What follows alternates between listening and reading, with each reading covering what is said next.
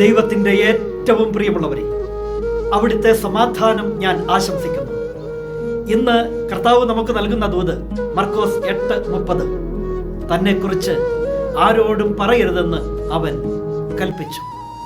താൻ ആരാണെന്നാണ് ആളുകൾ പറയുന്നത്, ഞാൻ ആരാണെന്നാണ് നിങ്ങൾ പറയുന്നത് എന്ന് കർത്താവ് ചോദിക്കുമ്പോൾ പത്രോസിന് ഒരൊറ്റ മറുപടിയേ ഉള്ളൂ: നീ ക്രിസ്തുവാണ്.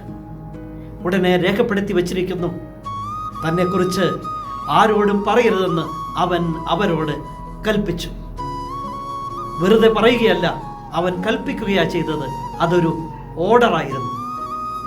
ചില കാര്യങ്ങൾ അങ്ങനെയാ, നെഞ്ചിൻ്റെ ഉള്ളിൽ ഗ്രഹിച്ചു വയ്ക്കാനുള്ളതാ. പരിശുദ്ധ കന്യാമറിയത്തെ പോലെ അവൾ എല്ലാം ഹൃദയത്തിൽ സംഗ്രഹിച്ചു. എല്ലാം ചെന്ന് എല്ലായിടത്തും എല്ലാവരോടും പറയാനുള്ളതല്ല. പറയേണ്ട സമയത്ത് പറയേണ്ടതുപോലെ പറയേണ്ടവരോട് പറയേണ്ടത്. എങ്കിലേ നിന്റെ വാക്കുകൾക്ക് വിലയുണ്ടാവുകയുള്ളൂ. അമ്മ സംസാരിച്ചു കാനായിൽ, അവർക്ക് വീഞ്ഞില്ല. ആ ഒരൊറ്റ വാക്ക് ആദ്യത്തെ അത്ഭുതത്തിന് വഴി തുറന്നു. ഇന്ന് ഇത് കേൾക്കുന്ന എൻ്റെ പ്രിയമുള്ളവരെ, നമ്മുടെ ജീവിതത്തിൽ നമ്മുടെ വാക്കുകൾ അളന്ന് തൂക്കിക്കൊടുക്കാൻ സാധിക്കട്ടെ. അപ്പോൾ നമ്മുടെ വാക്കുകൾക്ക് വിലയുണ്ടാകും.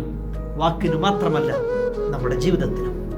കരുണാമയനായ ദൈവം നമ്മെ എല്ലാവരെയും സമൃദ്ധിയായി അനുഗ്രഹിക്കട്ടെ.